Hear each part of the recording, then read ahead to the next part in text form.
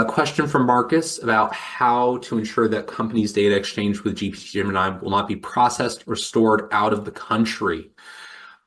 Yes. So I don't know in particular about the OpenAI API and how doable that is.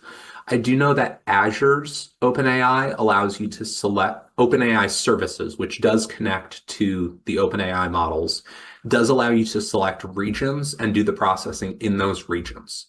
And if you have specific requirements around, say, FedRAMP levels, you can go to those specific FedRAMP levels for the Azure OpenAI services. So those are, I would go more to the cloud providers than straight to OpenAI.